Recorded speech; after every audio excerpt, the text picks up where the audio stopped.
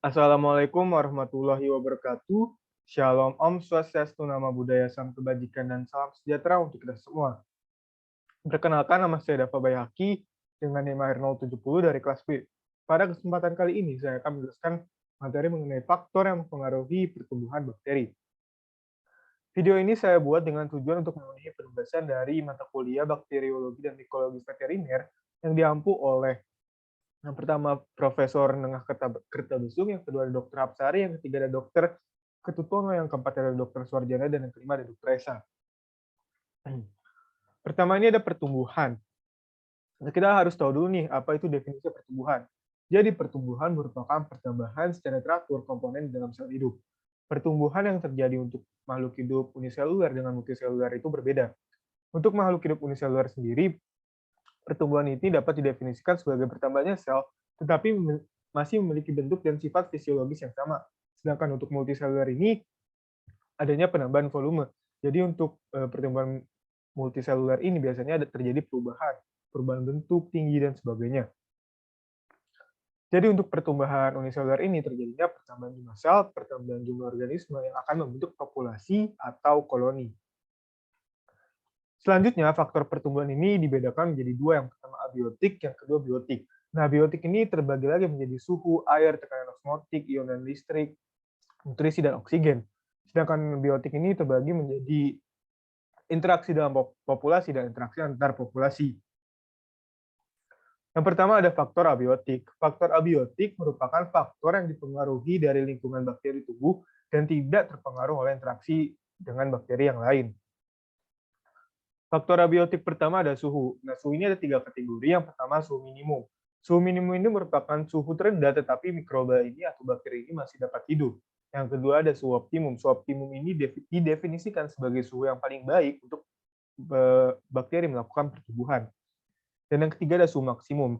Suhu maksimum ini merupakan suhu tertinggi untuk bakteri ini bisa melaksanakan kehidupan. Atau suhu di mana suhu tertinggi di mana bakteri ini masih dapat hidup. Nah, karena itu juga bakteri ini dapat dikelompokkan berdasarkan suhunya. Umumnya ini bakteri dikelompokkan menjadi 3 berdasarkan suhunya. Yang pertama itu bakteri sikrofilik. Bakteri sikrofilik berarti bakteri yang bisa hidup di range suhunya itu 0 sampai 30 derajat Celcius dengan suhu optimumnya itu 10 sampai 20 derajat Celcius. Yang kedua ada bakteri mesofilik. Berarti bakteri tersebut bisa hidup di suhu 20 sampai 60 derajat Celcius dengan fase optimumnya itu di 25 sampai 40 derajat Celcius.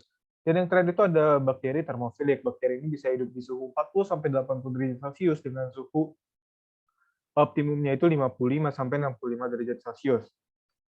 Nah, kenapa bakteri termofilik ini bisa hidup di suhu yang relatif lebih tinggi? Karena di bakteri ini memiliki membran sel yang mengandung lipid jenuh sehingga titik didihnya ini tinggi.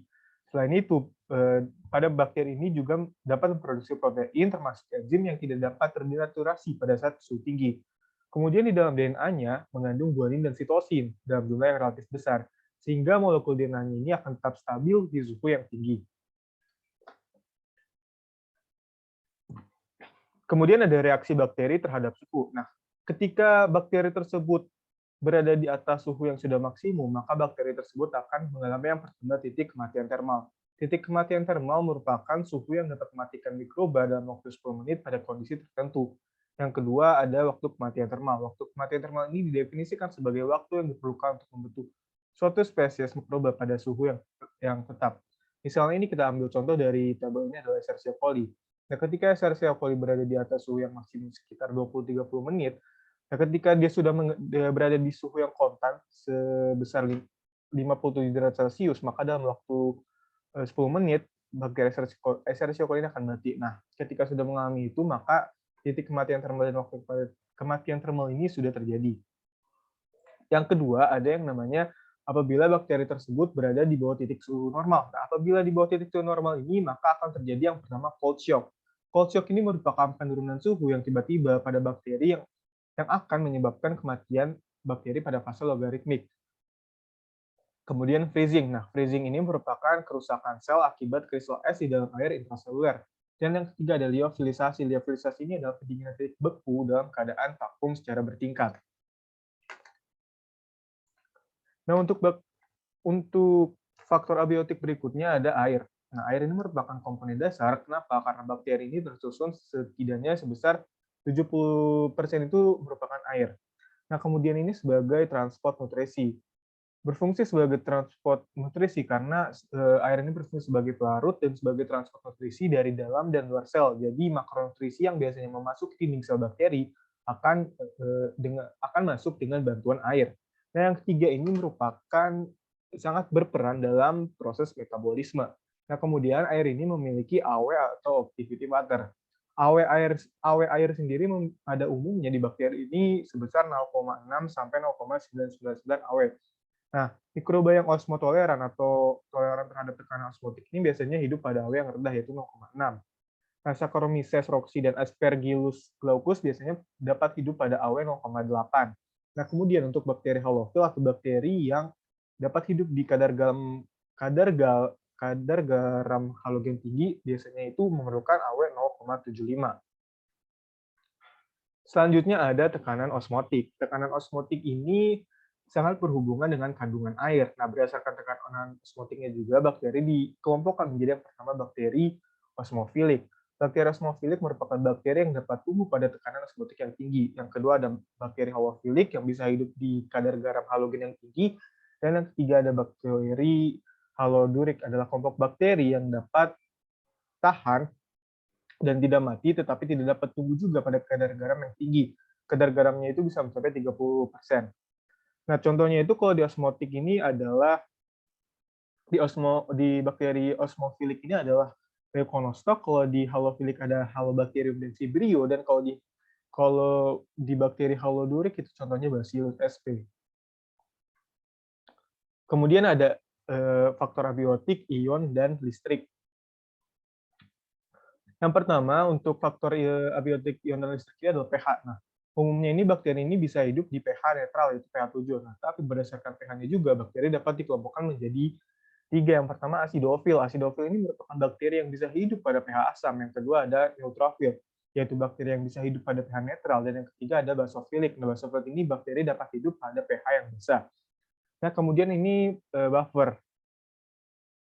Nah, jadi untuk menumbuhkan mikroba pada media yang memerlukan pH yang konstan, terutama pada mikroba yang dapat menghasilkan asam, misalnya Enterobacteria. Nah, sehingga harus adanya tambahan ke dalam medium tersebut. Nah, tambahannya tersebut harus ditambahkan buffer untuk menjaga agar pH-nya itu tetap konstan. Nah, buffer ini merupakan campuran garam mono dan dibasik maupun senyawa-senyawa organik amfoter. Sebagai contohnya itu, buffer adalah buffer fosfat anorganik yang dapat mempertahankan pH di atas 7,2. Cara kerja buffer ini merupakan garam dibasik akan mengabsorpsi ion H+ dan garam monobasik akan bereaksi dengan ion OH-. Selanjutnya itu ada ion lain. Nah, yang pertama itu ada logam berat. Nah, logam berat seperti Hg atau raksa, Ag atau perak, Cu atau tembaga, kemudian Au atau emas, dan Pb pada timbal. Pada kadar yang rendah ini biasanya mereka bersifat meracun atau toksin. Nah, logam berat ini memiliki yang namanya gaya oligodinamik, yaitu daya bunuh logam berat pada kadar yang rendah. Nah, selain logam berat itu ada ion-ion yang dapat mempengaruhi kegiatan fisiologi mikroba, yaitu ion sulfat, tartar, klorida, nitrat, dan benzoat. Ion-ion tersebut dapat mengurangi pertumbuhan mikroba tertentu. Oleh karena itu, biasanya sering digunakan untuk mengawetkan suatu bahan, misalnya digunakan dalam pengawetan makanan. Nah, kemudian itu ada juga senyawa yang lain yang dapat mempengaruhi fisiologi mikroba, misalnya asam benzoat, asam asetat, dan asam sorbat. Kemudian ada listrik. Nah, listrik ini dapat mengakibatkan terjadinya elektrolisis bahan penyusun medium pertumbuhan. Kemudian, selain itu, arus listrik juga dapat menghasilkan panas yang dapat mempengaruhi pertumbuhan mikroba. Sel mikroba dalam suspensi akan mengalami elektroforesis apabila dilalui arus listrik. Nah, kemudian arus listrik dengan tegangan yang tinggi yang melalui suatu cairan akan menyebabkan terjadi shock karena tekanan hidrolik listrik. Kemudian selanjutnya ada tekanan hidrostatik. Tekanan hidrostatik mempengaruhi metabolisme dan pertumbuhan mikroba. Umumnya tekanannya ini sebesar 1-400 atm tidak akan mempengaruhi atau hanya sedikit mempengaruhi metabolisme dan pertumbuhan mikroba. Tekanan hidrostatik yang lebih tinggi lagi dapat menghambat atau menghentikan pertumbuhan. Karena tekanan hidrostatik yang tinggi dapat menghambat sintesis RNA, DNA, dan protein, serta akan mengganggu fungsi transmembran sel maupun mengurangi aktivitas berbagai macam enzim. Akan tetapi, ada mikroba juga yang bisa hidup pada tekanan yang tinggi, yang disebut sebagai mikroba barotoleran. Nah, ada juga bakteri yang dapat tumbuh optimal pada tekanan yang tinggi yang disebut barofil. Nah, mikroba ini biasanya umumnya hidup di laut, dan contohnya itu biasanya bakteri Spirillum.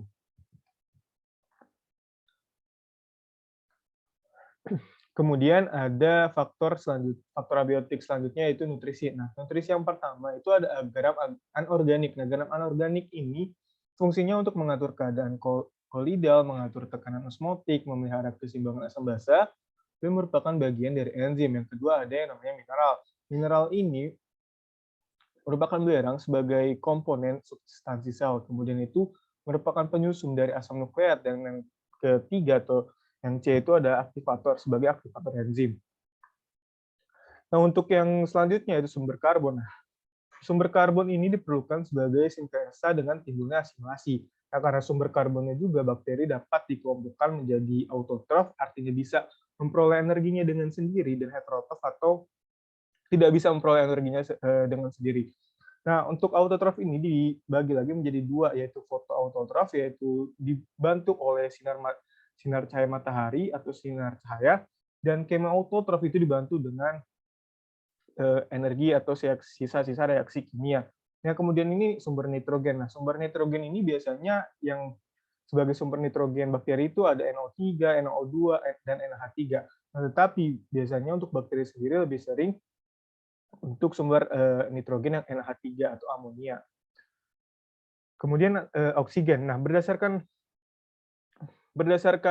kemampuan hidup jadi oksigen, itu keperluan oksigennya, bakteri ini dapat dikelompokkan. Yang pertama, bakteri anaerob obligat, artinya bakteri ini tidak memerlukan oksigen. Jadi ketika ada oksigen, bakteri ini maka akan mati.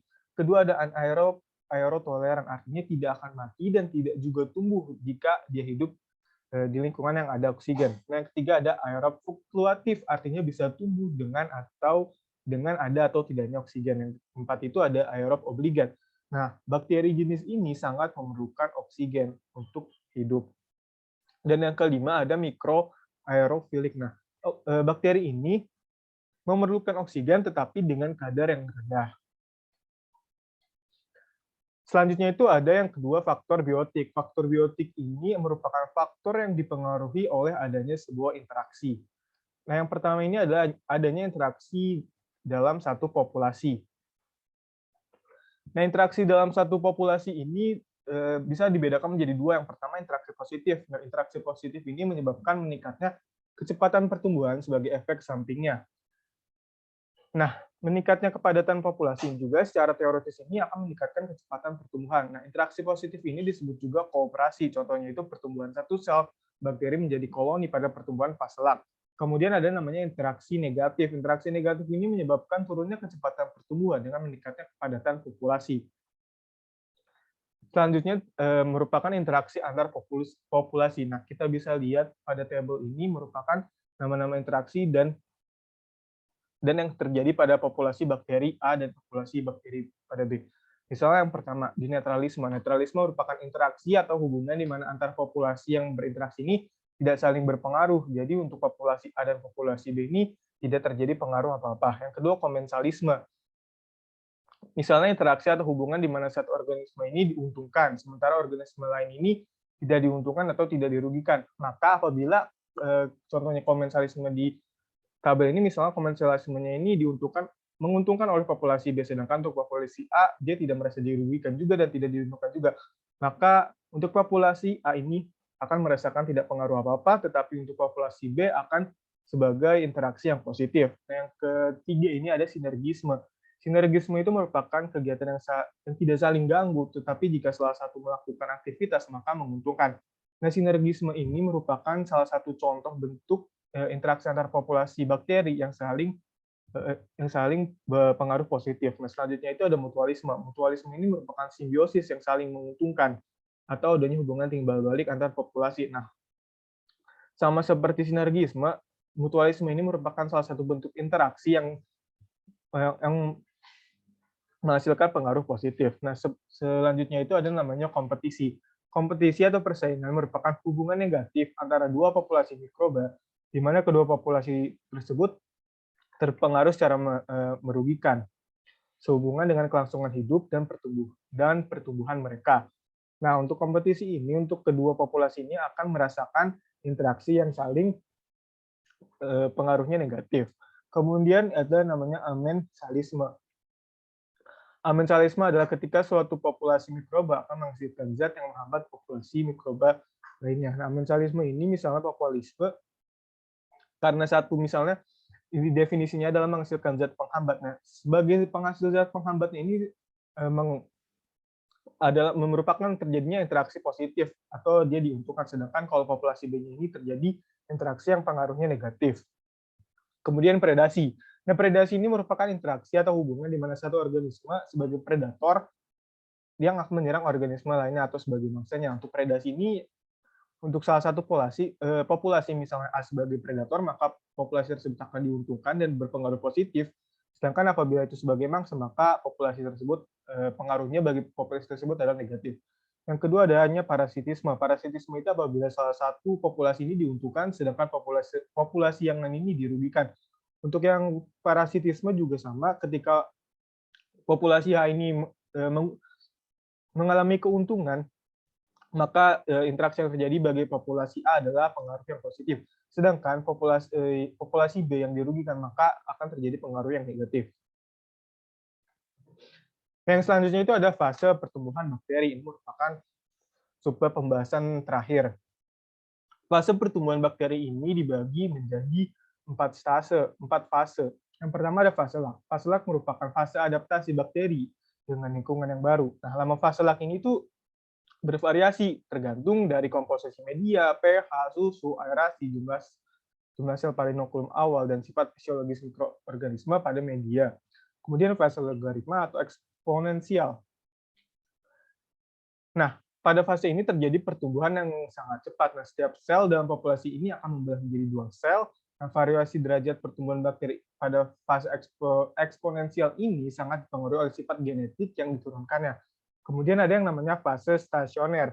Fase stasioner merupakan fase yang terjadi apabila saat laju pertumbuhan bakteri itu sama dengan laju kematiannya, sehingga jumlah bakteri keseluruhannya itu akan tetap dan keseimbangan. Nah, keseimbangan jumlah keseluruhan bakteri ini terjadi karena adanya pengurangan derajat pembelahan sel. Hal ini disebabkan oleh kadar nutrisi yang berkurang dan terjadi akumulasi produk toksik sehingga mengganggu pembelahan sel. Dan yang terakhir ada fase kematian. Fase kematian merupakan fase di mana laju kematiannya itu mengalami peningkatan dan lebih besar dari fase pertumbuhannya. Terima kasih, sekian penjelasan dan video dari saya. Mohon maaf apabila ada kekurangan. Wassalamualaikum warahmatullahi wabarakatuh. Dan Om Santi Santi Santi Om.